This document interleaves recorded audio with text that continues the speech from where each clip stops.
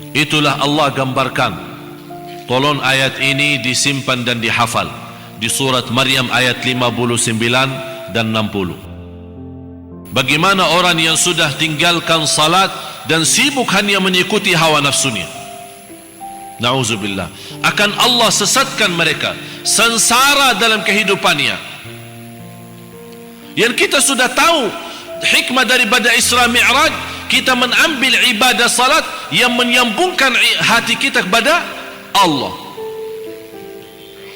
Bagaimana Rasul Isra Mi'raj dengan ruh dan badan, kita bisa setiap salat Isra Mi'raj dengan ruh dan badan, sambil ruh kita naik bisa tembus 7 langit dan bisa dengan nyambung dengan cahaya Allah di langit.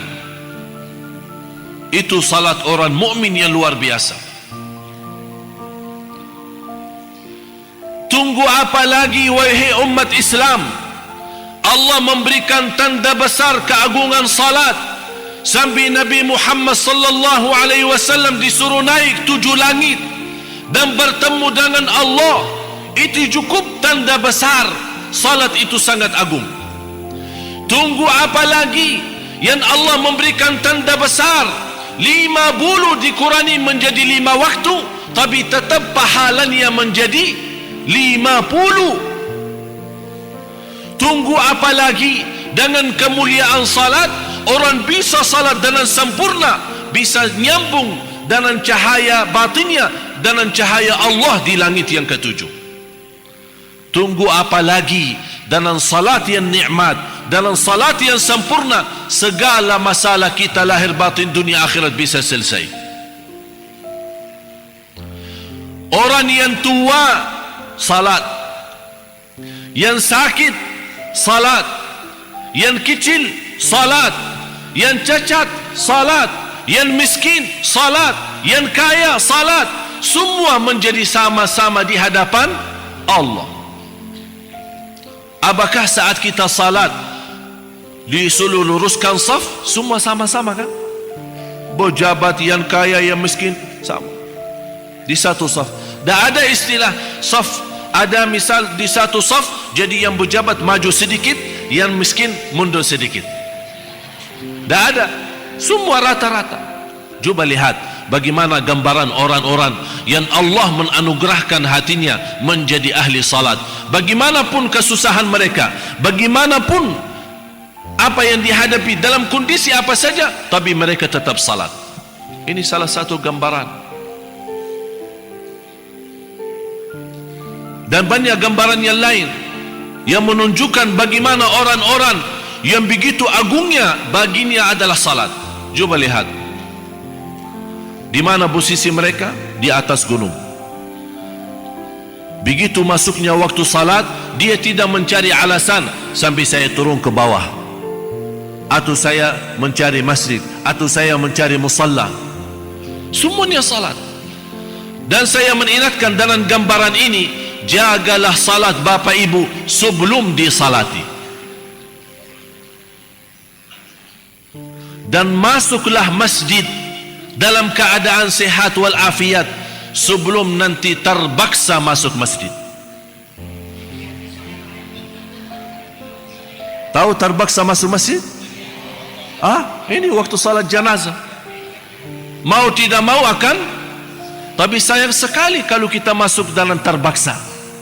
Beda sama orang masuk masjid dengan senang hati. Beda orang yang datang ke masjid dengan rasa cinta kepada Allah, dan dia membawa segala masalah dunia ini. Begitu masuk masjid, sudah betul-betul pusing dan stres masalah dunia, keluar dari masjid, Allah mengganti dengan ketenangan yang luar biasa. Itulah salat. Coba lihat bagaimana ini sibuknya orang salat, fikirannya ada Allah dan menghadap Allah. Ada orang fikiran bacarannya, ada orang fikiran makanan, mie goreng, jus apa, ada orang fikir macam-macam. Padahal sama-sama satu saf. Kenapa bisa mereka berbeda dalam salat padahal sama-sama satu saf, rapi dan tertib rapat? Karena sebelum mereka masuk salat, persiapannya pun berbeda. Oleh kerana itu di dalam salat Allah memberikan tingkatan yang berbeda. Jadi saat anda mau masuk salat, tolong bunya sikap yang sempurna dan persiapan yang cukup istimewa untuk menghadapi Allah. Baru anda akan rasakan, ya Allah, nikmat itu salat. Bagaimana lihat anak-anak kecil? Terus kamu. Ini lihat, dekat pantai, di saat gelap, sendirian, tapi tidak menjadikan alasan untuk tinggalin salat. Malah dia salat, biarpun dia sendiri. Ini di atas sungai salat. Orang-orang di terminal salat. Di dalam pesawat, walaupun susahnya mereka mencari tempat untuk tetap salat. Anak-anak santri menjaga salat. Kita bangga melihat umat Islam. Kapan saatnya beristiwa Isra Mi'raj yang di mana-mana dirayakan di Indonesia, padahal harus kita fahami tidak ada di dalam Al-Quran, ya ayyuhalladzina amanu rayakan Isra Mi'raj. Tapi yang ada di dalam Al-Quran, wa aqimus salat wa atuz zakah. Tidak ada perintah untuk kita merayakan Isra Mi'raj, tapi yang ada perintah mendirikan salat. Silahkan kita berkumpul dalam acara Isra Mi'raj, tapi harus kita lebih utama daripada merayakan Isra Mi'raj, memakmurkan masjid, menjaga salat, supaya kita memberikan tanda Isra Mi'raj bagi kita bukan setahun sekali, tapi Isra Mi'raj 5 kali dalam sehari. Ini lihat, turunnya hujan, habis gempa bumi, hancur rumah mereka, tapi tidak menjadikan alasan musibah yang dihadapi oleh mereka, tetap salat. Tidak ada posisi, tidak ada tempat di antara bis-bis, di atas bis, di dalam bis, mereka tetap jaga salat. Orang yang cacat, yang punya uzur, bisa diam di rumah dalam alasan, ya Allah saya tidak bisa bergerak, biarpun dia pakai kursi roda, tapi tetap dia ingin berkumpul dalam jamaah agar mendapatkan kemuliaan dan ridha Allah subhanahu wa ta'ala. Cuba lihat kondisi mereka. Allahu Akbar. Bapak ibu jamaah sekalian, saya mengingatkan sekali lagi, menjadi ingatan terakhir. Saya tidak tahu apakah kita masih punya umur bertemu dalam pertemuan yang akan datang. Saya tidak tahu. Tapi kalau Allah mengizinkan kita bertemu lagi, mudah-mudahan dalam keadaan lebih baik. Kalau tidak mengizinkan karena dipanggil oleh Allah dan meninggal dunia, saya mengharapkan Bapak Ibu, ini nasihat menjadi pesan terakhir dari saya untuk Bapak Ibu. As-salah wa ma malakat aymanukum. Salat, wasiyah yang terakhir dari Nabi kita untuk umatnya. As-salah ummatku, as-salah ummatku, as-salah ummatku. Saya mohon jamaah sekalian, marilah kita sama hidupkan cinta salat. Marilah kita sama-sama bangkit salat yang indah, memakmurkan masjid, bukan dalam hari tertentu atau di malam tertentu, tapi kita menjadikan masjid ini memang segalanya bagi kita, yang terutama dalam kehidupan kita di dunia. Kalau kita ingin Allah memberikan kebahagiaan dan keselamatan, jangan sampai lagi menjadi masbuk. Sudah lama jadi masbuk, sudah lama jadi masbuk. Cuba kita praktik bersama hadis Rasulullah SAW yang sahih. Barang siapa yang menjaga salat bersama takbiratul ihram bersama imam selama 40 hari, akan mendapatkan 2 kebebasan: bebas dari neraka jahannam dan bebas dari kemunafikan. Allahu Akbar. Ayah saya menceritakan, alhamdulillah tidak pernah selama 30 tahun mendengar azan di luar masjid. Maksudnya apa? Sebelum azan sudah ada di masjid. Malah kita mendengar azan, kita lagi makan, keburu mau masuk masjid. Keburu apa? Belum ikamat sih. Tunggu dulu. Masih nunggu ikamat. Inilah yang membuat kita malas sedikit demi sedikit, karena kita tidak menghargai dari waktu azan, lama-lama jadi kebiasaan masbuk.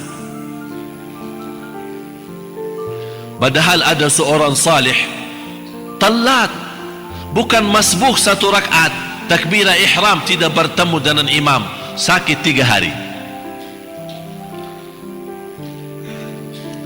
Orang datang silaturahim, kenapa sakit? Kamu belum tahu apa yang hilang kepada saya. Apa? Takbirah pertama kemarin saya tak ketemu.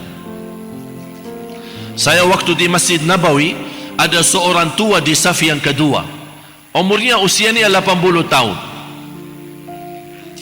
Saya duduk sama beliau antara maghrib sama isya.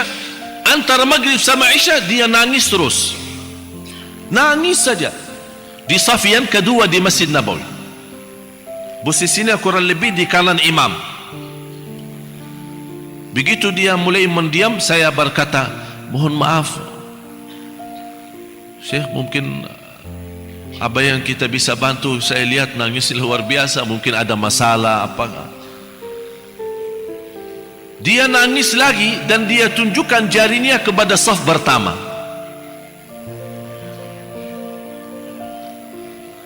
Habis salat isya, dia panggil saya.